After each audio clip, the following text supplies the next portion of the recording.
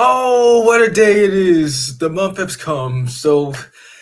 I'm just so very excited because for this month I got so much in store with, bringing some stuff back for both my channels and just having to works, just be cool for once. Just be calm and collective. Have nothing really affect me but negatively mainly, and also to just bring some joy back, which is why I have like other things, other things planned.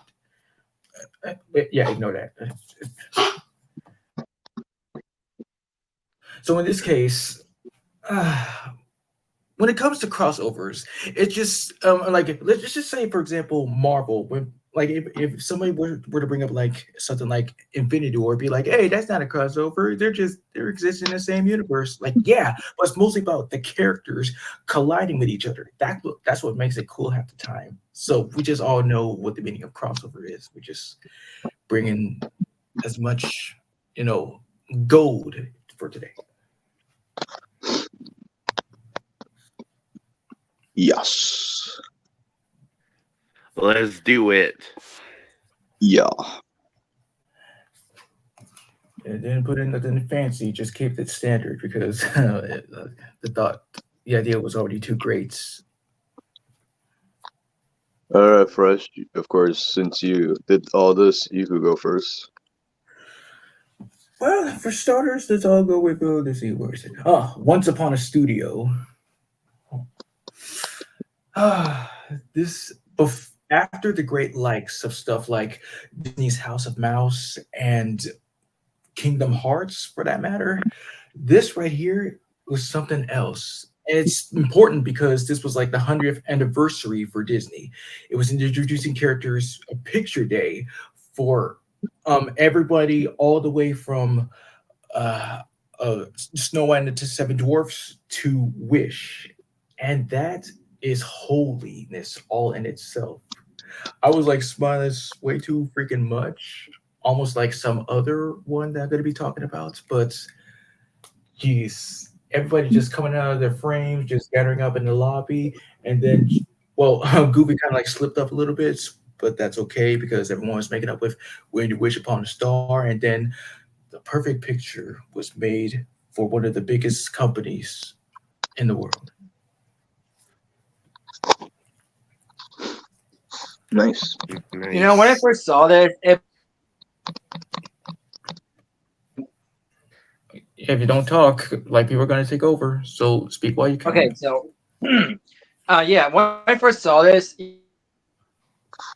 yeah, it was really interact with each other, and of course, some were like recycled because some of the voice actors, of course, passed away, but it's still really neat nonetheless. And of course, the most wholesome moment, Mickey like saying thank you and stuff to a picture of Walt Disney because he is technically his father, and he was the voice of Mickey back in the day.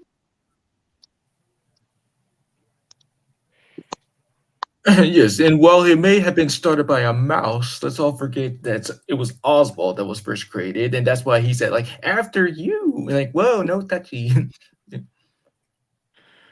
Of course, but yes, and the song "Wish Upon a Star" was a great one that every cast was seeing it and stuff. And I do like the pattern of the picture. And I see like many videos of people like talk about like which character has like came from like which movie or cartoon, whatever. Is pretty amazing. And the fact that I don't know how long this took, but the fact that you had to draw every character, especially on the last scene painted up, that had to take a lot of effort.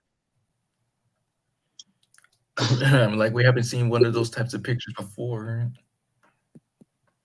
But I do agree that it is the best thing ever for 100th anniversary of Disney. Yes, I also agree. Yeah, one of the good comebacks at least. True. Yeah. I mean, you can't really see much because when it went to like Snow White to Wish, we all know what happened to Wish. That was not very good. I mean, I was never interested in seeing Wish nonetheless, but I had heard nonstop how bad that movie was. So I was like, yeah, I shouldn't really watch it. Mm. Mm. But yeah, first go ahead. Oh, wait. And sorry, I had to do this. Should just prepare this earlier, but uh, it, it, I did that wrong.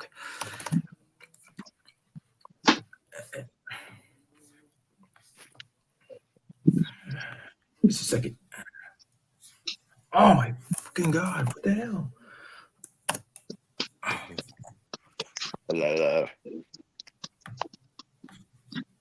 What was that, Mastermind? What was that, Mastermind? What kind of sound did just come out of your mouth? Probably just I was just moving my tongue around. Blah, blah, blah, blah. Every girl in South America. Blah, blah, blah, blah. When you want to have a good time. Yeah, that's what she said as well. But but anyways, yes, it's going in S tier. There we go. I mean, like if that wasn't obvious. What in the black Jesus? Okay. You in the green profile. You go next. Alrighty. Let's see. What should I go with? How about all right, Mario and Sonic. Yeah, and this goes for wait, and another thing too. Before you go, like anytime we see something like this, like all of them together, like you're free to talk about like any one of them to just be sure. Like just like Justice League Unlimited, you can talk about both Justice League and Justice League Unlimited. So if that was obvious enough. Oh, okay, good. All right. So yes, Mario and Sonic. Of course, the reason that they're together because there's a game series called Mario Sonic Olympic Games. There are a plethora of them, and it's like really amazing the fact that Nintendo and Sega come together to create this game. And I have two of them. Of course, my most favorite is Winter Olympics. It's like my most favorite one. Also have the first one, which is okay, but I like Winter Olympics better because it brings back a lot of memories and a lot of fun with it. And yeah, seeing characters like Sonic, Luigi, Tails, Mario interact with each other, that's just icing on the cake. And it's really sweet to come up with this. Yeah, I agree. If it wasn't for this game, because I already knew like all the Mario characters, but it was because of the Olympic games I got introduced to more Sonic characters.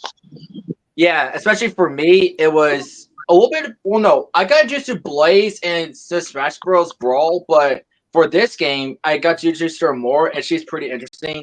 And I became a fan favorite of Metal Sonic. He is awesome, especially in that game. And I love that sounds he made in that game. So he's pretty awesome. Mm-hmm. Yes, I would agree. And you first? What else? This was one of the biggest things for me. Like I remember like looking at it in a freaking magazine and I was like tried to draw the handshake between Mario and Sonic and as well as the games. Yes, I played Olympic games on both Wii and DS. I played Winter Olympic game.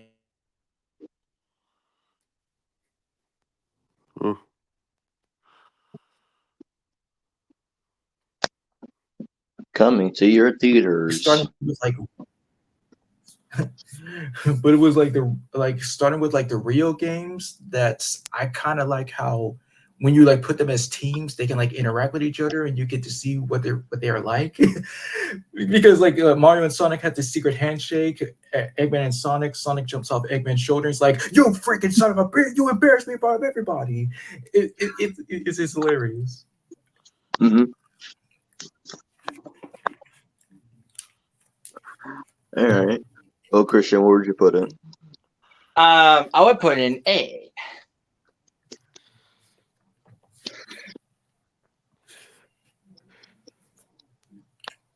Let's see here. Well, of course, gotta keep it short, but one of the best trilogies of a crossover, the Jimmy Timmy Power Hours. Yep. All started with the boy, Jimmy Neutron, and the other boy, Timmy Turner, when both creators of the show wanted to combine magic and science, which was a great combination. Yeah, throughout like every like Jimmy Timmy Power Hour, out of all three of them, it had to be like the third one that I liked. That's what I've always said as well. Because when it did came to just the crossover itself, I did enjoy both shows, but I have to agree with Ellis Mark, one of the Ellis Mark, I haven't heard that name in a while. Jimmy over Timmy, because Timmy was just being a little bit unlikable because, well, no surprise from his freaking parents. I mean, even worse than like later seasons. But still, three has always like felt something in me because it was on a certain day. I guess it was like happened on a school day. I was like,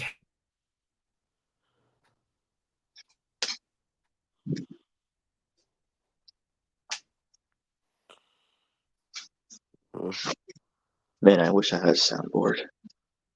We'll be back after these commercials.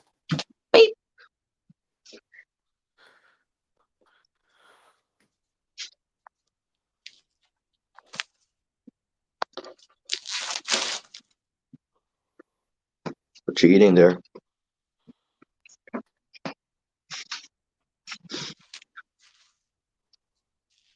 Who are you talking to?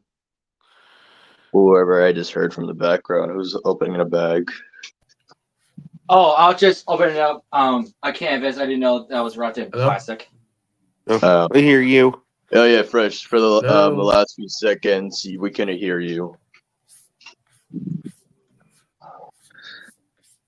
Hello there, Fresh. yes, can you hear me now? Yeah. Yes. What do you call it? You got cut off for for the last few seconds. We didn't hear nothing from your audio. All right, well, okay, like three, okay, I'll just say again, like three, like had something important, had something like in me, like I was having a good day. Like I think it would happen on a school day. I was going to Chick-fil-A, like eating some good stuff. But the best part for me would have to be like the villain of like Shirley or just villain, and Jeff Garland, just phenomenal. Welcome to your new home, Retro Denizaville. This is the place where I was born. Oh, Yeah. Go ahead. oh Sorry. wait, and you also remember like the domino scene, like no, wait, like you remember the domino scene as well? Hey, I can't move. I can't either. Ooh, ah, ooh, ah. Da-da-da-da-da-da-da. Yeah, I remember that. I also like that scene where Shirley was playing with you and Mr. Churchill while he was like juggling them. Ooh, ah, and then you was just like liking it. Whee! I knew you were gonna bring that up. Uh, Hmm. no, there was so much depth into like each one because here's the thing though, with the first power, that was of course the origins of like how Jimmy and Timmy went to each other's universes and all that, dealing with like villains or just any problem for that matter. With the power to deal with like Friday the 13th and everything, that was something. Of course, with the anti fairies, Professor Calamitous and anything like that. But the third one we were explaining with Shirley. But goddamn, nothing can never defeat this trilogy of a crossover. One of the best. I couldn't agree more. And I would love to see more of it. I like, for example, what Mr. and Mrs. Turner look like in CGI. Yes, I would definitely agree as well. Yeah. What do you call it? But the third one was actually really sad at the end because at towards the end, realizing that that was actually the end of Jimmy Neutron. That's right. And I heard that, I don't know if it's true or Yes. not, that Aunt Bully was the reason that Jimmy Neutron got canceled. It kind of was because what do you call it? Since that movie didn't really do all that good, the production decided to close down, and that went to leading to like Planet Sheen. Yikes. But hey, good memories have to go somehow. I mean, good memories that deserve to be in S tier. Of course. Yeah.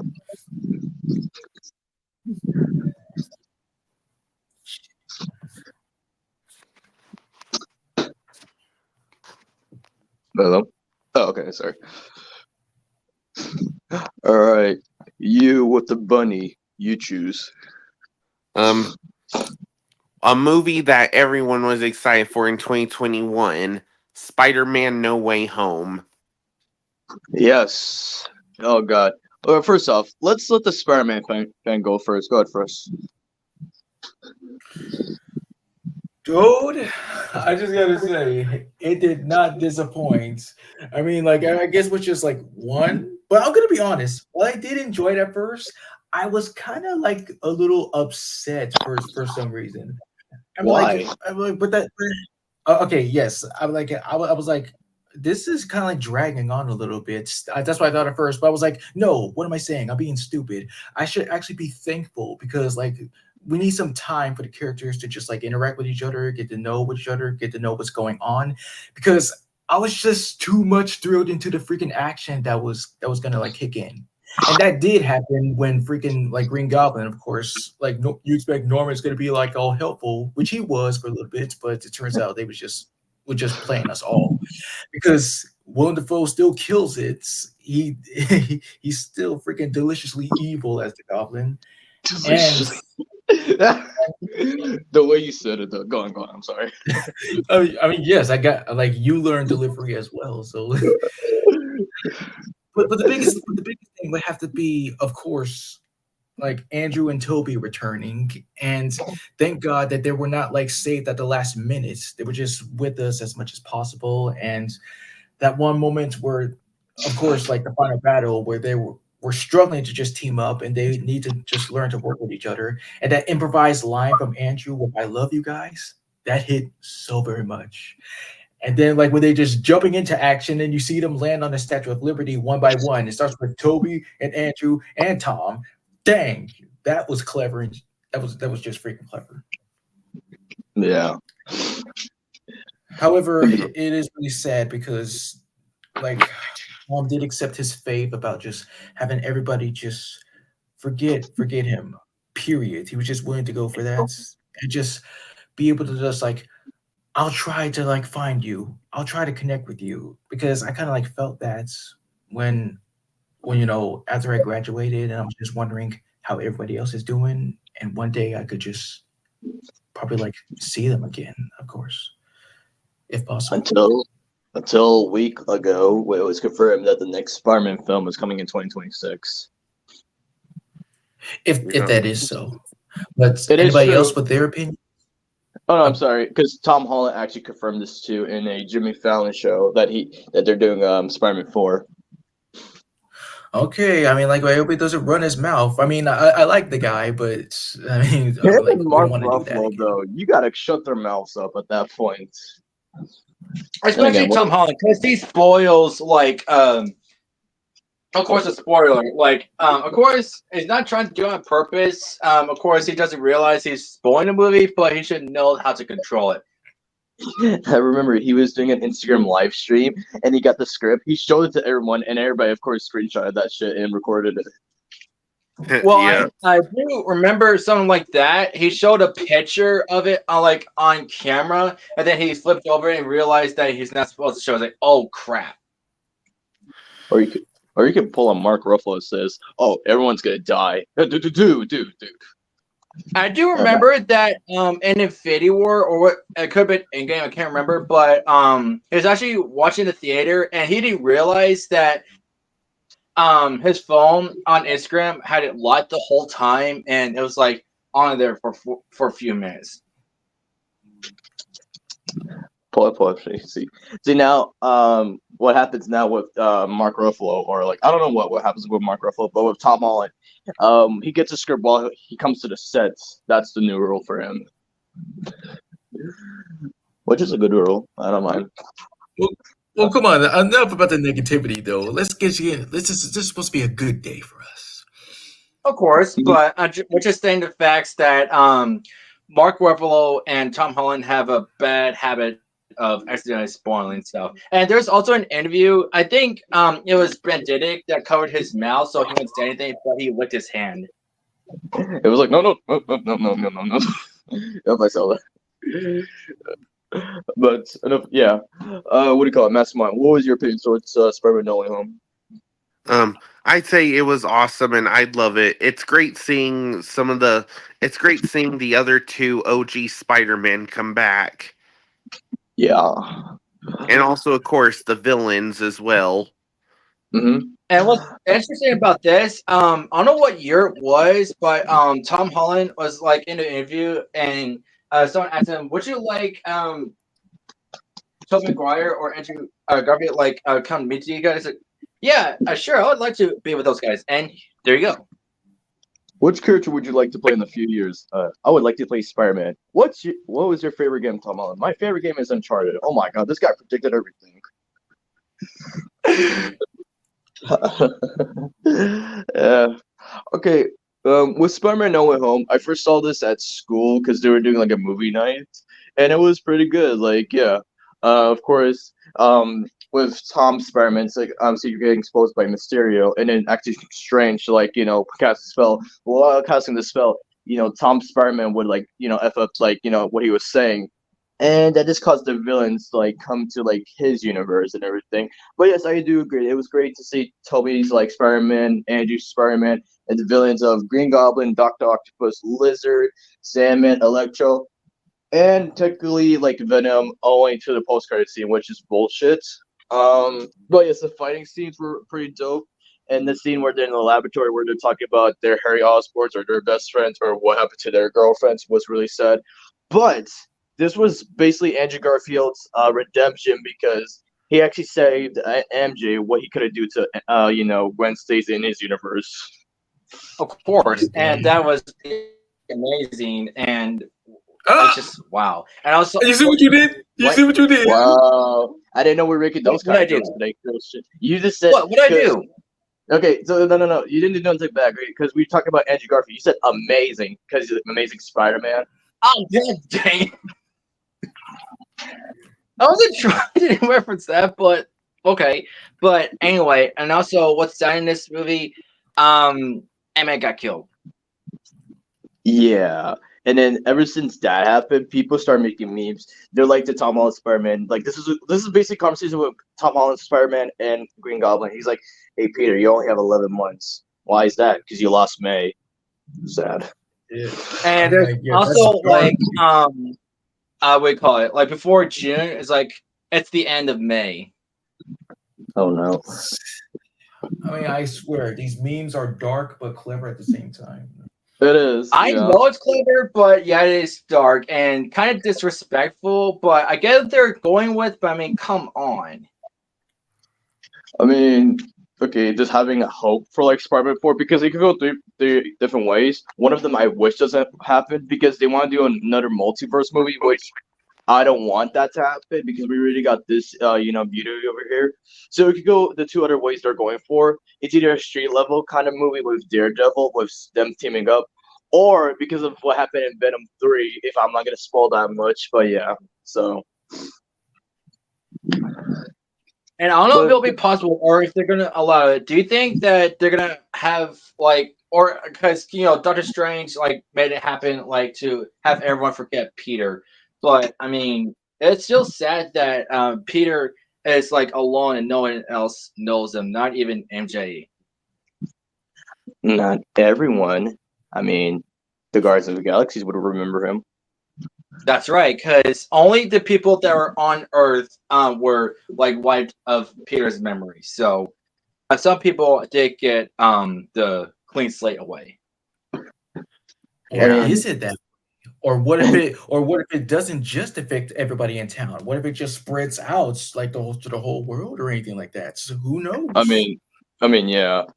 And another person, even though he was not part of the movie, but his jackass, Deadpool would probably know Spider-Man a lot. Maybe.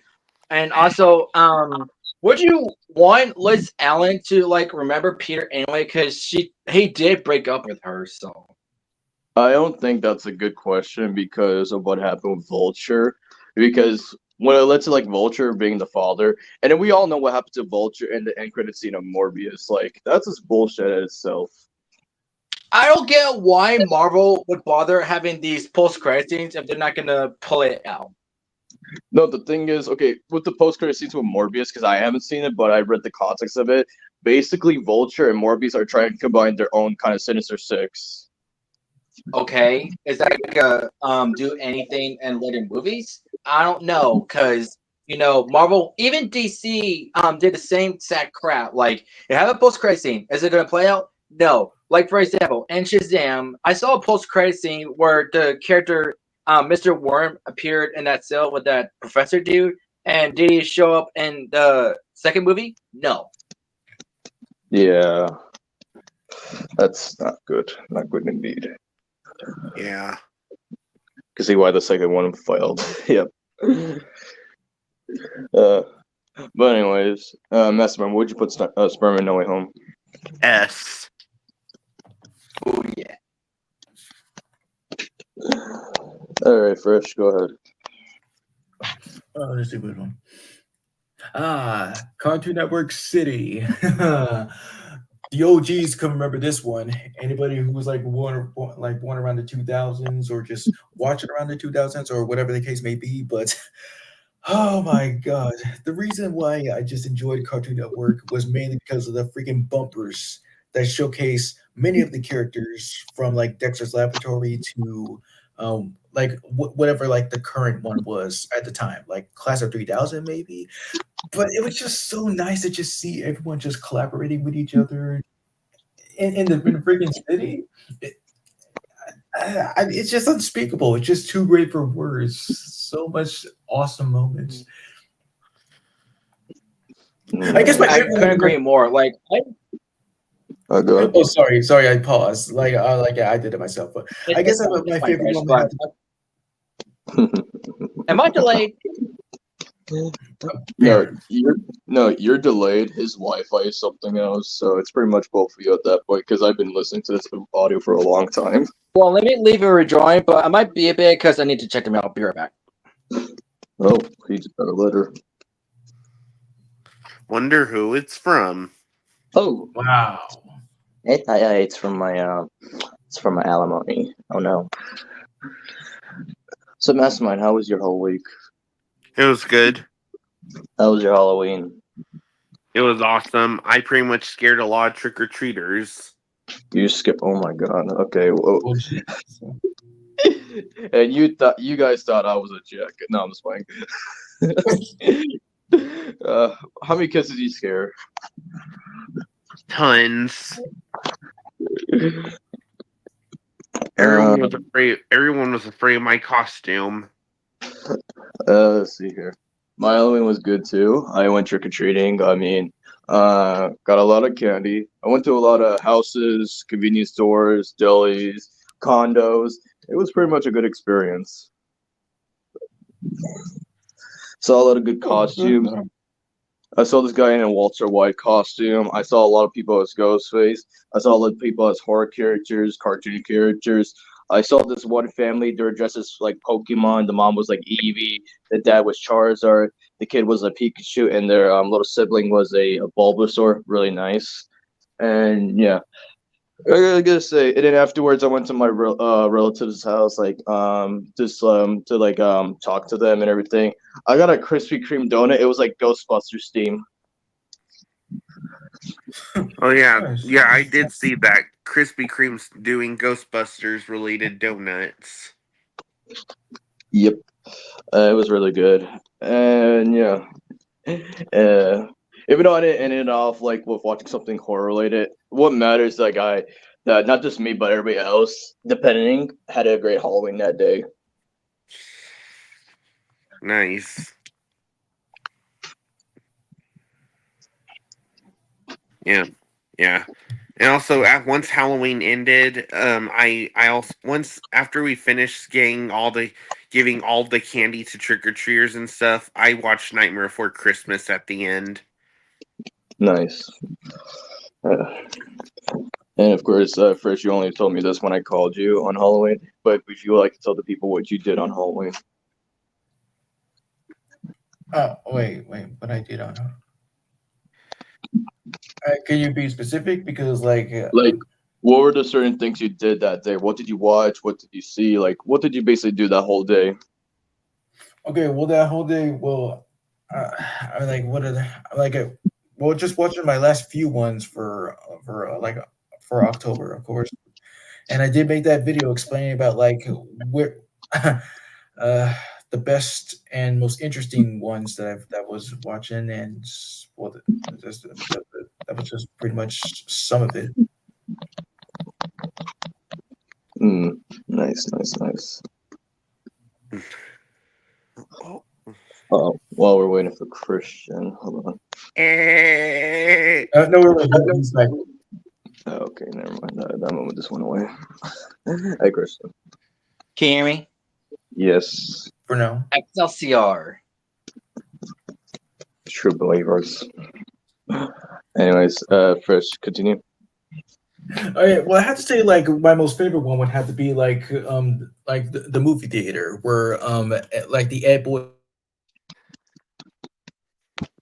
try to scam their way into just getting. So he says like his friends were he was just waiting for his friends, and of course like Edward was just getting a little bit like fed up, and he just starts and like when Mac's friends actually arrive, he decides to mess with Eduardo, and that was causes him to kick like Edward's crap in. Like, you put me in the eye. How about some knuckle sandwiches?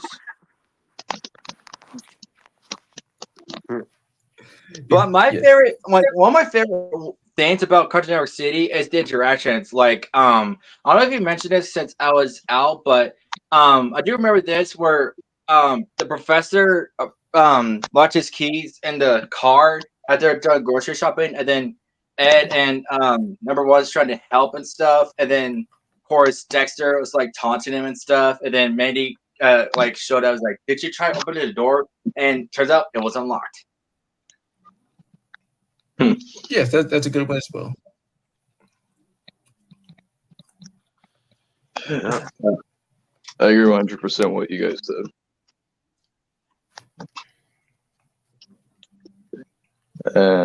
But yeah, overall, Fresh, where would you put it? Well, yeah, S.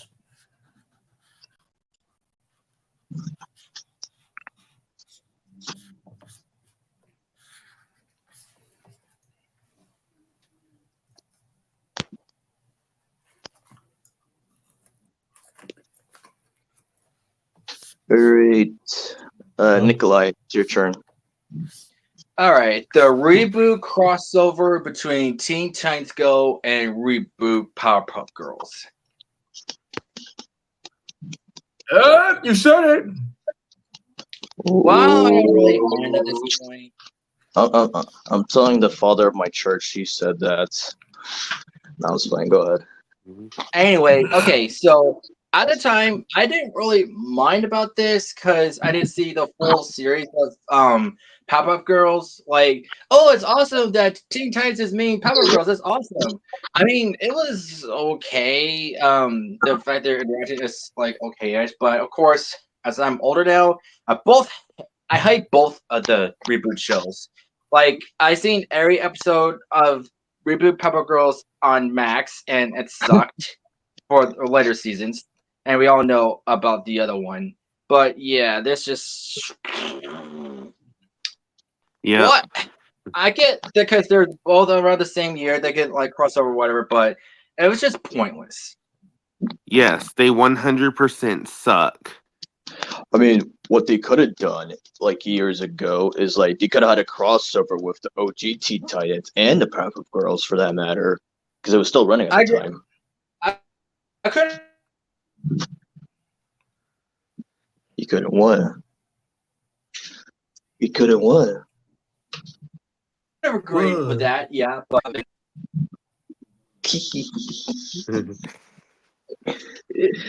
Oh damn, Hunker, today's funny. Yep, this is why the OGs are better. Yeah, orange juice. Uh, No, okay, because I saw this crossover once as well. Because why would I watch it again? There's a stupid plot of it as well. Listen, and what do you call it? Because it was the new show of the Powerpuff Girls. Is like it kind of feels wrong that Tara's not playing Bubbles in this one. It feels criminal.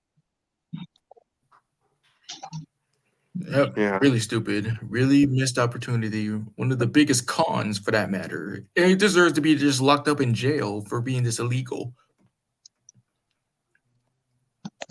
hmm.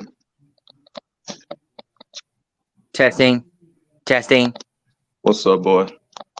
I was making sure you hear me. Okay, I was just saying because when the reboot came out, Tara was so upset that she was able to voice Bubbles. So the fact that they made this crossover, I don't know how she felt about this. Hey, I well, look mean, on the bright side. And look on the bright side, though. She has said that her favorite character that she ever played was Melody from freaking Little Mermaid 2: Return to the Sea. yeah.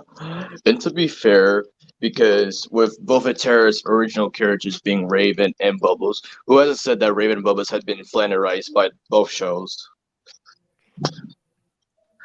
I mean, because this all goes back with Raven from Teen Titans Blood with the Lady Legacies thing. Yeah, which is a parody of My Little Pony, of course. Yeah, Oh wait, no. yeah. Shoot, that's Pretty Pegasus. You said Lady Legacy. Bloody hell. Haha.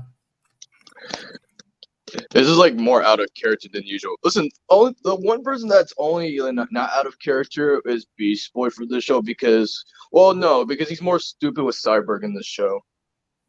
Well, Yeah, he's an I mean, idiot too. Yeah. Gotta continue. well, Sorry. yes. Yeah, Beast Boy was a tiny bit of an idiot in the original, but he's also serious at the same time. So, but in Teen Titans Blood, they made him more stupider. Or stupid. Yes. Yeah. And plus, in the original Teen Titans, Starfire had a crush on Robin, but now they changed it, and now Robin has a crush on Starfire. They did this Obsessive. Yeah, they just made him to the next Mordecai or Dipper Pines for that matter. Yep. Yeah. And heck, they also ruined Tara too. I mean, Tara wasn't always a bad guy. I mean, she was usually first a good guy, then she joined Slade's side, and then she turned half good and half bad.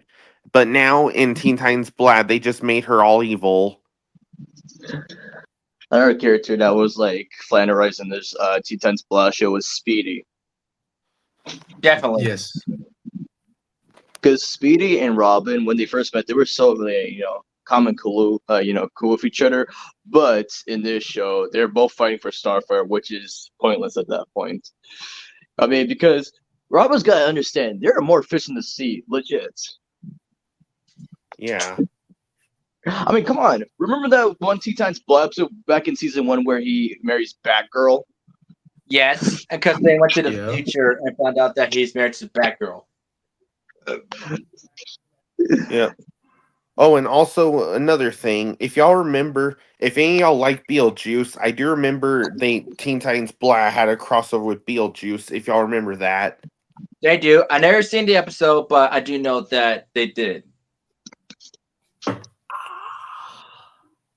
What the fuck? What happened? What? I hurt my hair a little bit, okay? Are you okay? Damn, dude, how do you do that? No, it's not serious, okay? It's just a minor, just little. It's kind of like a little. We got a little like back pain, like I need to crack it. It's kind of like that thing. No, But just no. go on. I was a little concerned, but the black in me was just concerned. Like, how do you actually do that while on stream? No, I'm just playing. But anyways, going back to the topic at hand. For real. Shit. Anyways, Christian, go on with your full opinion. I'm just saying that, of course, both reboots, they both suck. Teen Titans suck even more. I mean, reboot Power Girls did have a little bit of interest in thing, like in the first few seasons, like it was alright, but of course it got flopped. But it wasn't all too bad, except for Terror not being it. But that point, but I watched Teen Titans Go would drop out completely. I mean, reboot Power Girls got canceled. Why can't Teen Titans Blood? Yeah. And not only did the reboot Powerpuff Girls, so did Velma Dinkley. Oh, I'm glad that got canceled too. Yes. Took a while, yeah. if you saw what happened to Scrappy Doo in that show, let's just say it's not pretty. Wait, Scrappy was in Velma? Yeah, he No, was. where else would he be? Hell. Yeah, the way they designed Scrappy in that one, it was like terrifying for a little like kids. But I'm like, what did they do to this drug addict over here? And that's the only animal character from the original show that they showed, and not Scooby. Are you serious? I Oh pointed this out to no, a friend. mistake to I begin pointed. with. I'm sorry. I pointed this out to a friend last week because we were talking about Halloween movies, and I was bringing up to the point to her. I was like, okay, so you could have a show called Velma, but you don't bring the title character in Scooby Doo. Like, what is that? Yeah. However, there are a few episodes where they like did talk about Scooby Doo, and like Scooby Doo was like Velma's nightmare or something. Scooby That Doo's doesn't help. Okay. So Velma's scared of dogs. Oh well, I gotta say she's a pussycat then. Probably Anyway, been seeing Cujo. oh yeah. All right, That's a enough good of that. reference. Yeah. So Christian, where would you put this heap of trash?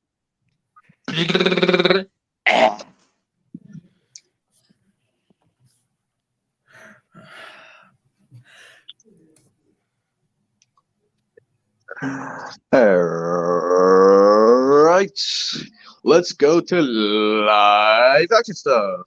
We have the crossover with Full House and Family Matters. Now, if anybody has actually seen this episode, basically the episode was like Stephanie needed glasses because it was hard for her to like see in class or like read or anything like that. At first, she didn't want glasses because of how funny she would look and everything. But it's a good time that Steve Rocco came in with this crossover because it was revealed that one of the characters was cousins with Steve, and he was coming here for like a science fair and everything like that. So, what do you call it? It was because of Steve that to boost Stephanie's confidence with glasses, basically. But what do you call it? My favorite part was like when Michelle came in with her piggy bank, because also in this episode, Michelle was learning about how saving money is good, like pennies or just anything like that.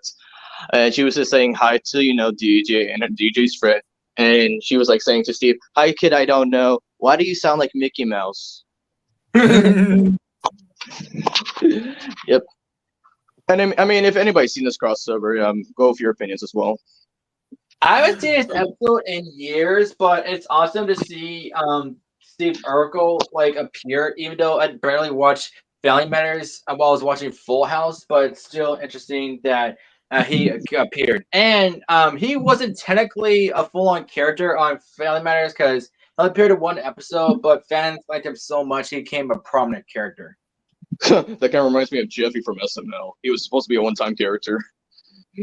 Wow. Oh, damn, that's funny. Yeah, because I know the story of Steve Urkel. What do you call it? Oh, it's funny because in Full House, in one of the later seasons, he was actually mentioned. That they were like, "Hey, we should go find Urkel." Yeah. And for you, Fresh, if you have an opinion. Okay, while I was watching Watch Mojo's top 10 crossovers, and because I mean, come on, even though they may be trash at this point, because again, with the whole stupid repeating over and over and over again, it's not necessary. But anyway, to get back to the important stuff, when I approached this and I was just listening on about like what was going on, and I was like, yeah, that does have a good point. Why couldn't Urkel share some scenes with Kimmy Gibbler since they're one of the most annoying like characters in all of like television history? But then it was like that scene when Jesse was trying to teach Urkel how to like walk cool, like is this Yeah, and then sure. Yeah, I remember that. And then the way how Steve was fucking walking. yes, oh my god. Yeah. Oh my god. If you see a vine of that, it's like when Steve is walking, it's like tiptoe on my Jordans. Oh my god, that's funny. Damn. Mastermind, have you ever seen this crossover or no?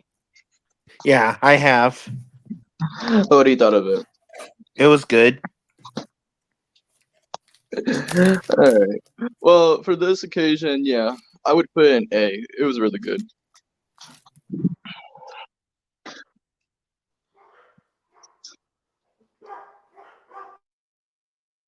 Tell your dogs I said hi, Mastermind. Yeah, hold on. I have to. Okay. Oh, whose turn is it? Yours. All right. It's your turn. Okay. All right. They calm down. All right. All right. Next movie. Next crossover. I'll pick Chip and Dale Rescue Rangers. Oh, bro. This was one of the best ones, bro. Go ahead. Okay, so I haven't seen the entire movie, but I've seen some really good clips of it. Like if y'all remember, of course, they of course added in ugly Sonic. Oh no. Uh-oh. No. I think the mention of Ugly Sonic like made him kicked out. Yeah. No. Yeah. He's all fat now, slanch eyes and everything. It's because of this movie. Ugly Sonic became really popular again. Yeah, and they made so many memes of him. Hello there. But yes, it was surprising to see ugly Sonic again. Just he's a little more uglier. Oh, and also I did remember seeing a scene where I believe Dale was like had Alvin and the Chipmunks on his TV. Yeah. Yeah. And another good clip I seen. I also seen a clip where Seth Rogen of course met all his roles. Ugh, what are you looking at? I don't know. Just your weird dead eyes. They are weird. Super weird. Yep. Hey, start the car. Yep. A live action Pumbaa, Mantis from Kung Fu Panda, and Bob from Monsters vs. Aliens. It was pretty Yeah. good seeing them. Uh, oh, but what do you call it? There was just much more to that, not just with those scenes. It's like every character you would see, like it's either from Disney or just anything like that. One of the more shocker ones I saw, I was really shocked when they put this character in, was like Randy Marsh from South Park. Interesting. And I do remember that they showed shoot, what's Phineas's mom's name? Linda. Yeah, they showed her like as a cameo, so that was pretty sad to see. Yeah. Yep.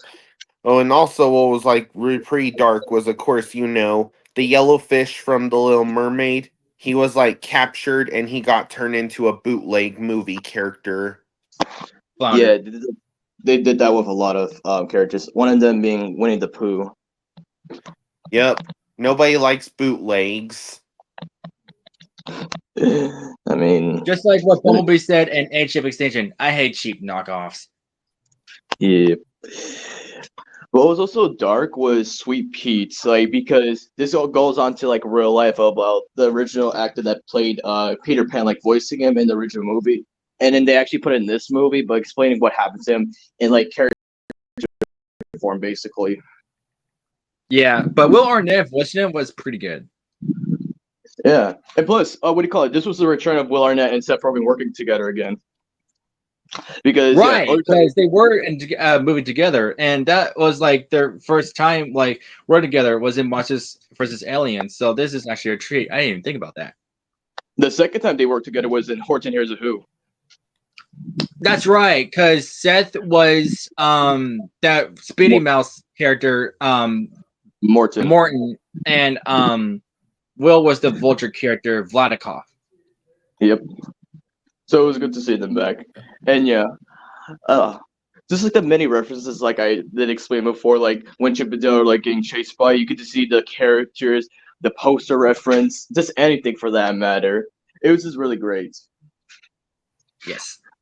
Yep. But yeah, and with you, Fresh. It was one of the most coolest things I've ever seen. I was glad to see this movie because even though I didn't really saw the original Chip and Dale Rescue Rangers show, I did like the theme song and I did like Chip and Dale, of course, along with Gadget and Monterey Jack and Zipper. Yeah, they're cool and adorable characters. But this movie, I just really like the friendship between Chip and Dale about like how they met and how they came to be so successful.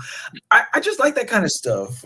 And like the casting with both John Mulaney and Andy Samberg, that's what had me thinking, so that's it. So like whenever like you have like familiar iconic characters being played by like like famous celebrities to just try to just make it work, kind of like with Ben Schwartz being an awesome Sonic, of course. I was like, that's really nice. But there is that one Easter egg about like when they argue with each other and then they just speak in their chipmunk voices, voiced by respectively Tresh McNeil and Corey Burton. That was a nice touch.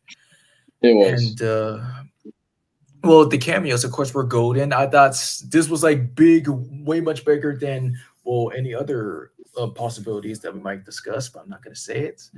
Yeah. And well, the theme song itself, with a freaking remix, is so freaking dope. It is dope as heck, especially like Rescue Rangers. Yeah. That's pretty nice. Me personally, I never seen the original show, but I've heard a lot of great things about the crossover. So whenever I do get a chance, I will actually see it and let you know, Blitz. But since I've been hearing a lot of great things about it, so I might give it a chance. Yeah, bro. When you see it, it's gonna knock your socks off. And what do you call it? There was like other than just McNeil and Kurt Burger returning from the original cast of Jimmy Dillon, there's also Jim Cummings, of course. Because he reprises Pete, Darkwing Duck, and those bootleggers of Tigger and Pooh. Oh yeah, and like it was kind of. I'm sorry. Wait, what? What's that cat villain from Chip and Dale? Fat Cat. Yeah, he also reprises him. Also, even though it didn't say much, it was the voice for the Shredder hand from what happened to Sweet Pete's. But go on. Oh yeah, and it was also kind of odd hearing the Allstate guy as Zipper as well. Yeah. Dennis Haysbert. Like it was kind of cool to see him in the movie, but I was like, wait, but in the original show, it was a different kind of voice, but that was pretty unique with Zipper and like Penny having kids. Yeah, I mean, like it was a little bit odd, but hey, like, I guess anything can fly. Yeah. And one other character that I do like was J.K. Simmons' character, like Officer Putty. Like I do like his powers, and like. Yeah. Even though I don't want to spitball there, it was Captain Putty actually. Oh, right. I mean, like it's just like I said it like twice. So, like, but thanks for the reminder. No problem. Because when they were trying to figure out who was doing all of this, and where did it get to the point it was either that girl was this whole big Chip and Dale, or like it was all doing the things like Captain Putty. I was like, oh, okay, that's another J.K. Simmons villain. Okay, that's nice. But again, there was so much that went on in this movie. It was like one of the best ones. Yeah. Alright, guys, go ahead. Like, where you want to put it? A. A for awesomerific. Yeah. Alright, go ahead, Fresh. Holy mackerel. Well, let's see. Getting one of the few ones that I thought was cool, but now I was like, oh. So this is Cartoon All-Stars to the Rescue. Oh boy. I think I remember seeing this back in like one of my elementary schools at the time. And I thought that this was like one of the coolest things ever, again, because it had characters like Garfield, the Chipmunks, the Smurfs, Bugs and Daffy, Winnie the Pooh, all different ones that you could ever imagine, and Alf for some bizarre reason. But well, because go ahead. Because he had a cartoon series, I think back in the 80s, so that's why they added him. Oh, okay. And like you think that was going to be a crossover with all of them, but it's actually a lesson. It's actually one of those educational lessons about staying away from drugs, because it's about this kid named Michael who has like this freaking drug problem. Like, you think it's cool, and his sister is trying to just like, just try to get him to stop. And like the reason why he started smoking is because trying to like fit in. Like I did it because like I just wanted to be cool and everything. And then everyone is just like, well, if everyone was jumping off a cliff, would you do? So they was just trying to say just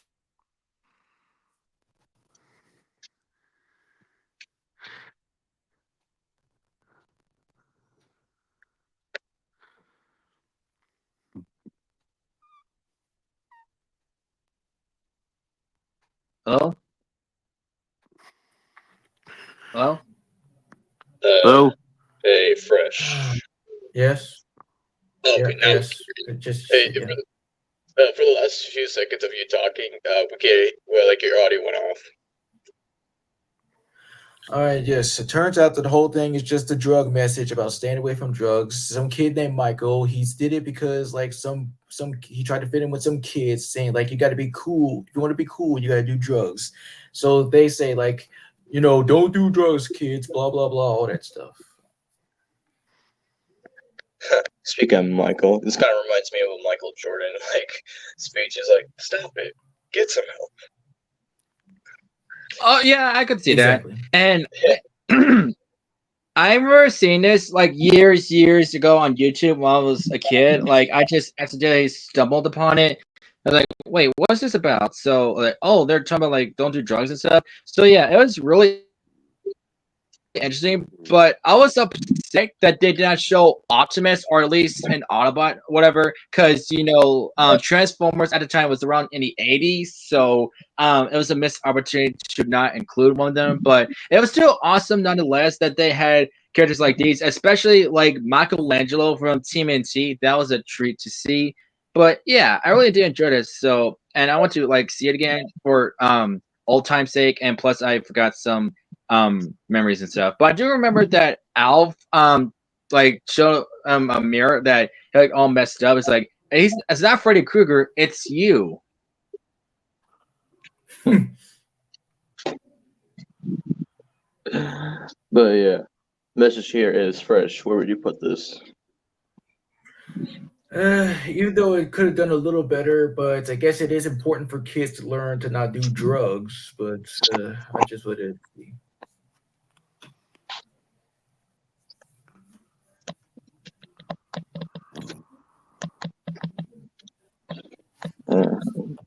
There, go ahead, Christian. Since I finally saw the movie Deadpool and Wolverine. Bye bye. Really, really. No, bye bye. Bye. Bye. Just bye. Bye. No, Oh, I'm he's playing. being. No, I'm just playing. Oh. I'm just playing. Go ahead. Anyway, yes, I finally got to see it like a few days ago on DVD. My mom finally got it, and I was not disappointed. I've seen it on Monday, or was it Tuesday? Whichever the case, but yes, it was amazing. Worth the 2 hours. I'm kind of glad I didn't get to see it in theaters because I don't want to like sit in front of that for 2 hours without going to the bathroom, whatever. But yes, this was incredible. But of course, there's some like things that was like unexpected, like Wade and Vanessa not being together. But I still enjoyed the movie because like Wolverine and Deadpool interacting. Of course, since Hugh Jackman and Ryan Reynolds are good friends in real life, and the fact that seeing different Deadpools is just really dope. And what's even cooler that we see like past characters like from different X-Men movies, like of course from X-Men First Class, X-Men the Third, and whatnot. And there's also X-23 from Logan, and she's like grown a little, and she looks great because seeing her from so long, seeing her grown up is really awesome. And Channing Tatum as Gambit, man, did he come a meme. Woo! Yep. Yes. You know how long I've been waiting for this? Woohoo! Yeah. No, that's actually. I'm sorry, who's your dialect coach? The Minions? Yep. Oh, and of course we also see Blade too. Right. And election. Mm-hmm. And what's funny is that I found out that Ryan Reynolds was actually in a Blade movie, which is actually hilarious. Yeah, it's a little complicated. I never liked you. You never did, which is a reference to the movie. Yep. Which is why I didn't see the third one. Yeah.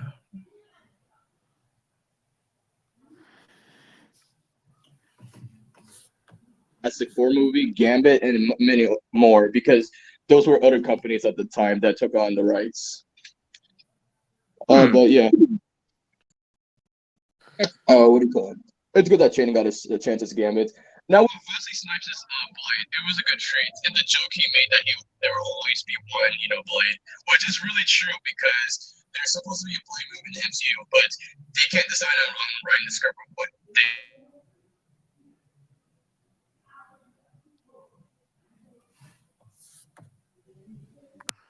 Oh, Blitz.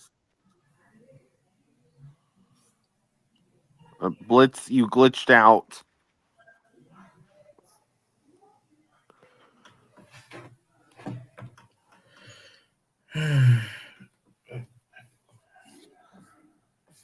Well, in this case, like, I already know the drill. Just why even bother?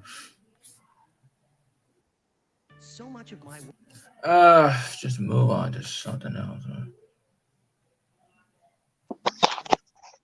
Oh, now I can hear Blitz. Oh, okay, he's rejoin. He's gonna rejoin.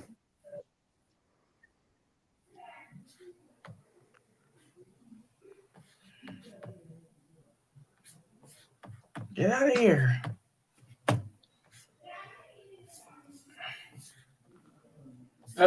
Forget it. God.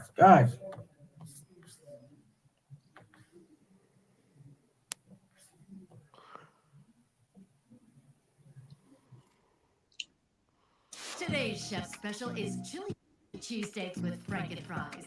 Hope you've been studying for semester final. Somebody once told me the world gonna roll me. I ain't the He's sharpest back. knife in the shed. Yeah. And Who's looking good?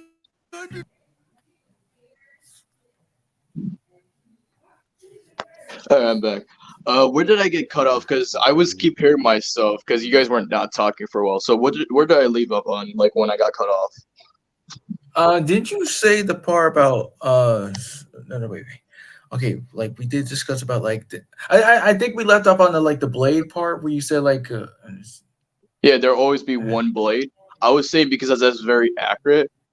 Because the MCU's been trying to make a Blade movie, but it's not very good at the moment because it's either they can't find a director with the script or the date. So that joke they said in the movie is very accurate right now.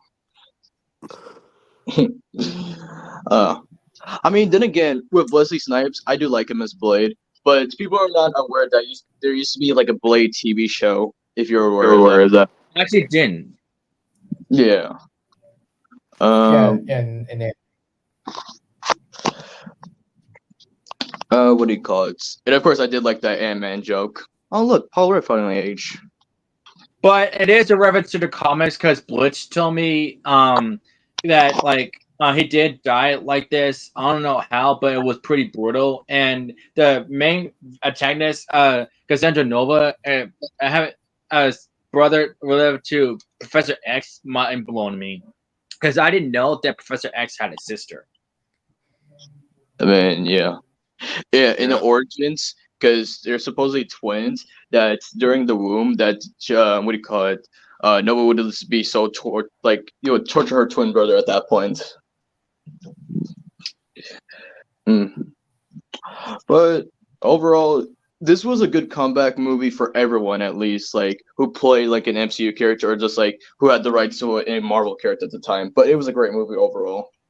Yep, and of course they finally put Deadpool in the MCU logo. Yep.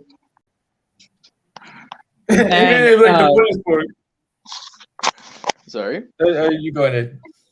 I do like in the end credits that they show like footages and bloopers of past X-Men movies and other Fox movies as well.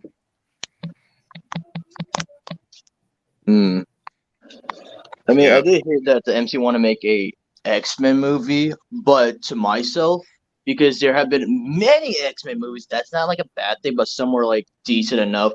I don't think that's a good idea for the MCU to make an X-Men movie, to be fair, because we already got enough of that. Yep. Unless they would have an origin, like having a younger Wolverine, like played by maybe Tom Holland or something, or even Tom Hiddleston, or I don't know. Take a pick. Yep. We did see, however, we did see one X-Men character. I mean, we did see Beast in the credits of Captain of the Marvels. But the thing is, even though it was good to see Kelsey Grammer as like Beast again, the CJ was so bad because in the original X-Men movies they didn't do really CGI; they would just put like a lot of makeup, which was is the thing is when people put too much like makeup or prosthetics to like their faces or anything like that, that's more better than CGI shit because we already know what happened to the Flash movie when they CGI dead people, which is really fucked. Yeah.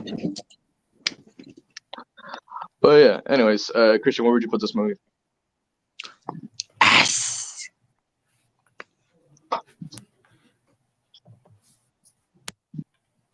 Okay, like didn't know you turned to a snake, but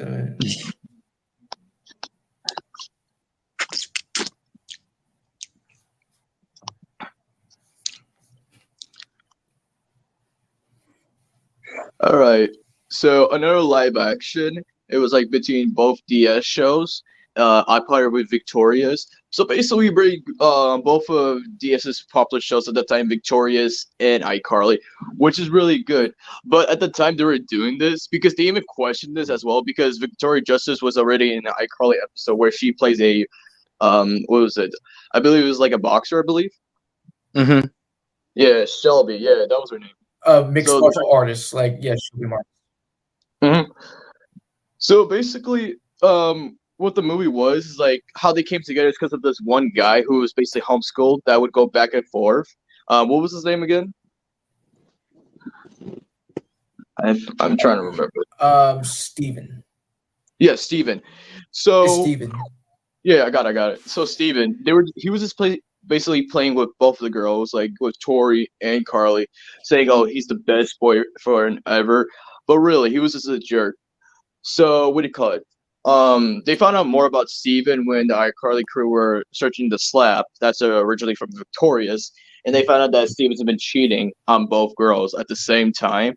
So they go have like this party and everything, and it was so funny. This crossover was really good. There was the panda that was just hitting everyone. Kenan Thompson, that rap battle with Sam and Rex, everything about it.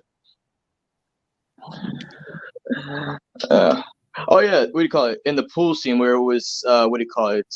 Psychowitz, where he was scaring the crap out of Spencer, because he would basically Psychowitz's point was like he was trying to scare Beck, but with Sinjin, like I believe he fell out the window and everything. He did flinch a little bit. That means he was scared.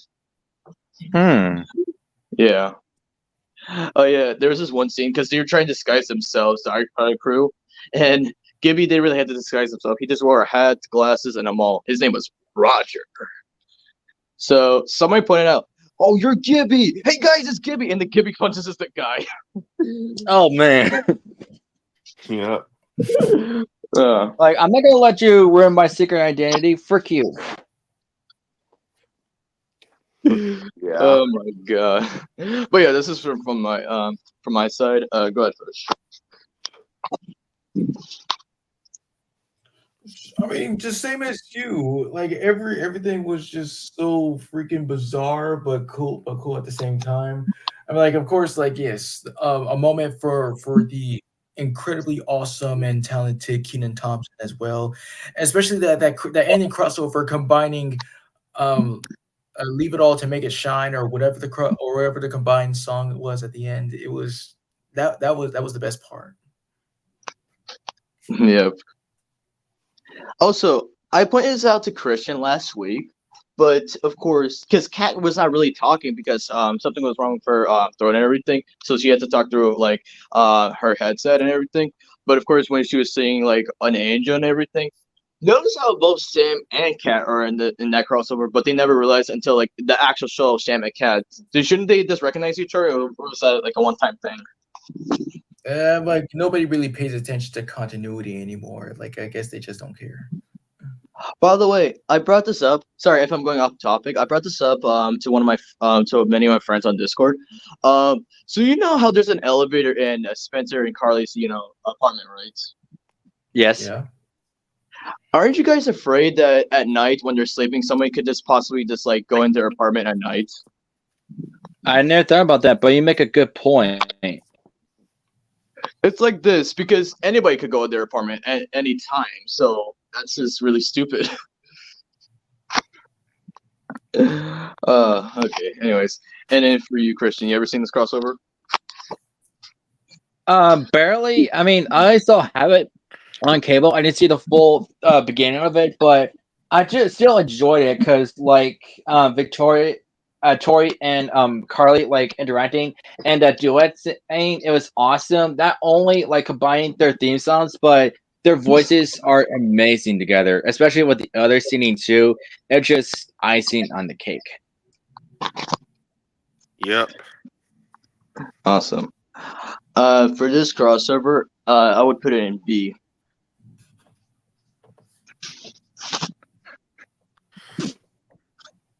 All right, Mastermind, go ahead. As we all know, we love the Family Guy and we love The Simpsons, and they've had many crossovers between each other, and now they finally have a full episode of a crossover. The Simpsons meet Family Guy. Or just say The Simpsons.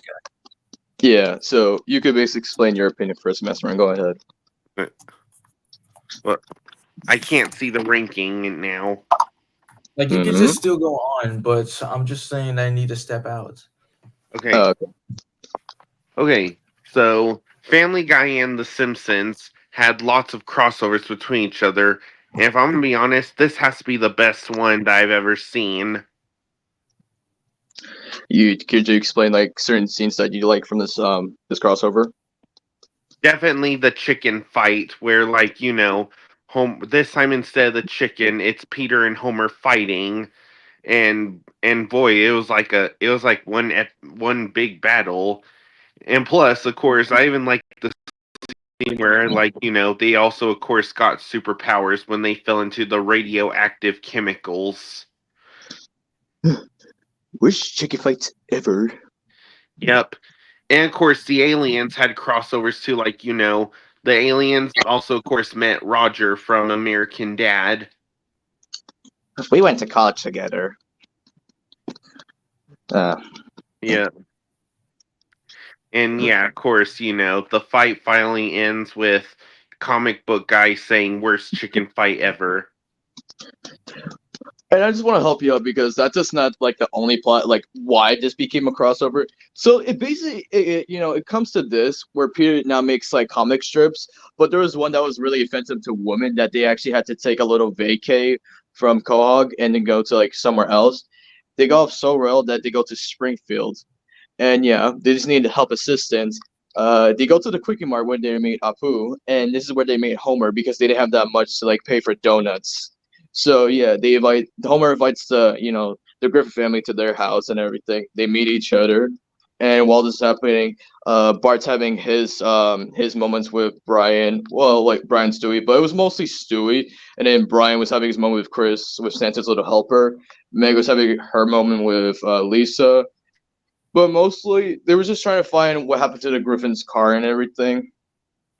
But yeah, it came down to they were having such a great time until finding out that the brewery that Peter works is they've been ripping off Duff for many years. That's originally from The Simpsons, so suing the company basically. Yep. Oh great. Sure. Bring outside beer into my bar. Yep.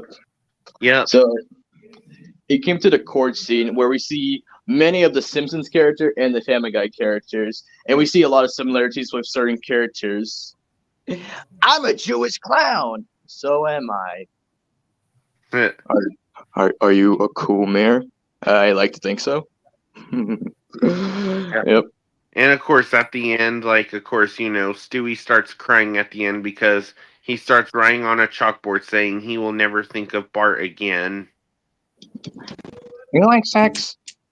Do you like sex? It's I don't think You know why they got us all together, right? Because we're the two funniest guys at our shows. Damn right. Yep.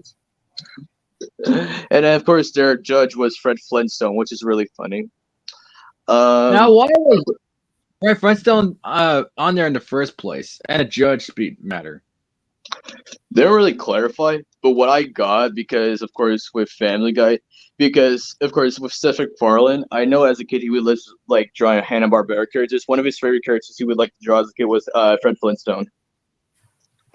Okay, that could be one, but I wish they clarify why was Fred Flintstone in there in the first place. It's just only random. yeah, that's one. Wilma! I mean, Kronk! But yeah. But afterwards, after the chicken fight, they agreed never to see each other ever again. But yeah. What do you call it? But yeah, first since you came back, your input? One of the more interesting things that yes, well they did have some feuds over each other, like ripping on each other, and they were told to stop after that last scene. After there was a scene in Family Guy where Quagmire was getting busy with Marge, and he killed all the whole family, and it was, I guess, nice for them to just make up and have this crossover. You think it would actually do something? Because let's be honest, like it just entirely focuses around Peter and Homer the majority of the time. And, like we have seen instances about Lewis and Marge, Bart and Stewie and Meg and Lisa, but they could have just done like much more with them, I guess. But I guess the chicken fight was pretty hilarious. But the best scene for me was like the courtroom scene where they're just making comparisons, since Family Guy is kind of like the knockoff version of Simpsons. I mean, yeah. What do you call it? Oh yeah, fun fact, because I forgot to mention this as well. In the court scene in the back, you can see both creators, Matt Groening and Seth MacFarlane, as cameos. Huh, yeah, in the corners. Mm-hmm. But yeah, I'm just glad that they put their differences aside. I can't say much about Family Guy and like South Park, but it's good that they made this crossover to make it up for it. But yeah, overall, Master, where would you put it? Let's give it a B. Great Dickon. Hey, Fresh, you next. All right, let's see. Yeah. Okay. Abbott and Costello Meet Frankenstein. It is one of the funniest movies ever. One of the best ones you ever want to see during Halloween. But of course, this was the movie that introduced me to the comedy duo of Abbott and Costello. They were said to be like one of the funniest comedy duos, almost kind of like on the same level as the famous trio that you may know as the Three Stooges. but for this, let's see, like the comedy duo, they just encounter not only Frankenstein's monster, but also the Wolfman and Dracula. And it is just wild. It is nonstop hilarious down to just Costello trying to like warn Abbott about like, I saw what I saw. And it's so hilarious that I gotta do it like, what? Who said it? I didn't say anything. Yeah, well, I heard something. Oh, wait, that's probably just me. But like the freaking delays, right? It was an echo. But anyway, it's just so hilarious that I just got put like this because me and my dad used to do this all the time when we first like watched this. So here's like this. Costello, he's just trying to like say there was this tall guy. He was just like that, and this one he went like this. It's hilarious. And there's one part where Abbott, he was just getting like really fed up. It's like, I'm sick and tired of all this nonsense. Some guy going, some guy going, it was like, oh no, the one guy he goes, And this one, not like that, but this. It's hilarious. But at the end, you think that they got away, but it's when the Invisible Man showed up, and it's like, oh shoot, we gotta swim away, we gotta get out of here. So yeah, it is freaking everything. And it was a nice touch for me to see it in like one Tiny Toons Halloween special called Night Ghoulery with let's see, it was with what was it, Buster Bunny and Plucky Duck playing the roles of Abbott and Costello.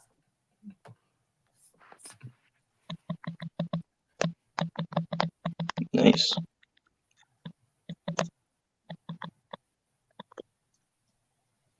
Alright. So where'd you put it? Yeah, I put it in A. Yeah. All right, Christian. Phineas and Ferb Mission Marvel. Care to explain? All right, so out of nowhere, of course, since they're both owned by Disney, it makes sense. But of course, on the other side of the world, in New York, Spider-Man, Hulk, Iron Man, and Thor fight a few villains: Venom, Whiplash, Red Skull, and MODOK.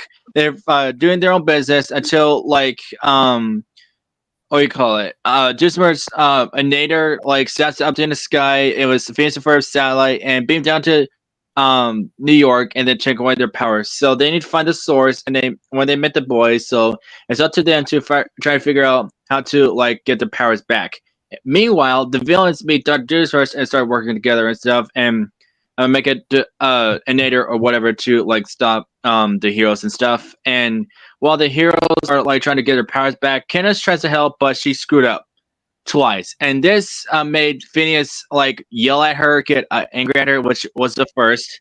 And he took away her access badge and stuff. But towards the end, the heroes got the powers back. An epic battle with an awesome song played, and it was just really interesting. And this was so out of nowhere, but I enjoyed it. What do you think, guys?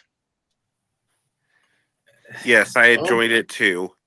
Same thoughts as you, because I'm like, well, yes, because this was around the time where, of course, yes, where Marvel was owned by Disney at the time, ever since like the 2000 during the 2000s, but it was a good concept nevertheless, and this was the second time for me to see Phineas being extremely pissed off. And let's see, I like Perry's superhero costume as well, and the final battle. And even though they was like making up, I love you guys, but you're so busted. Nope, it ain't never gonna happen. Things are never gonna freaking change. And the ending was a little bit hilarious with Perry disguised himself as Ducky Momo in order to just prevent him from having his identity revealed, which we already did see. Like across the second dimension, that was the first time when I saw Phineas losing his shit for real. Yep. I am Doof MODOK.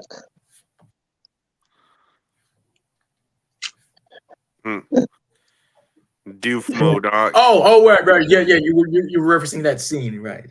Yeah. By the way, I agree 100% with your guys' opinions, because this is like, yeah, as Rich stated, like when Disney like had the rights to Marvel, and like this is when Disney shows like with Marvel got so popular, especially with Avengers Assemble. But I just want to point out something dumb about this, even though this crossover was good. It's like, why do you have Red Skull part of this group when Captain America's not even here? Exactly. Like that doesn't make a heck of a sense. Because here's the thing, though, Whiplash and MODOK, I get, because those are Iron Man villains. And of course, with Venom, that's a Spider-Man villain. But you could have at least brought a Hulk villain or a Thor villain at that point. Exactly. Like bring Abomination. I would love to see Abomination. I didn't even think about that. Thanks for pointing that out, Blitz. You're right. Yeah.